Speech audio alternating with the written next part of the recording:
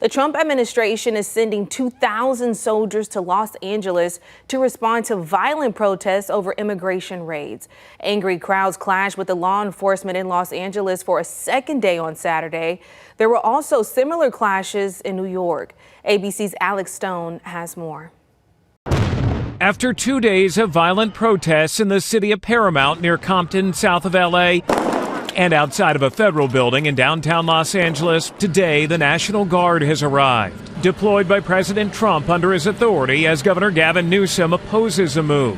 Newsom's office saying around 300 troops have arrived so far. The federal government says around 2,000 have been ordered to address the protesters in L.A. County. I think the president did exactly what he needed to do. These are federal laws. We have to maintain the rule of law, and that is not what is happening. And Gavin Newsom has shown an inability or an unwillingness to do what is necessary there. The protests and escalating unrest began on Friday as federal agents carried out immigration raids at a series of businesses around the county. On Saturday, crowds gathered in Paramount outside of a building believed to be a staging ground for federal resources which continue to stream in. Even this government helicopter used to bring in supplies. Local leaders here are angry. Under no circumstances is violence acceptable. I am confident that LAPD and other law enforcement agencies like the sheriffs can handle things in Los Angeles. While local police say they have tried to stay out of it because they're not allowed to enforce immigration law, nightly they've worked to move protesters out of the streets. On Saturday night, the LAPD says it made 11 arrests for those who they say refused to leave after an order was given. In New York, there have been similar protests this week in Manhattan. The Department of Homeland Security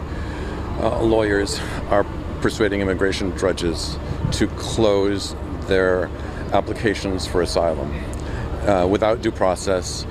And ICE is grabbing these people. ICE is kidnapping these people before they have a chance to file an appeal. It comes as here in L.A., federal leaders indicate the immigration enforcement will continue. Defense Secretary Pete Hegseth warning if protests are not quelled, active duty Marines could be called up from Camp Pendleton.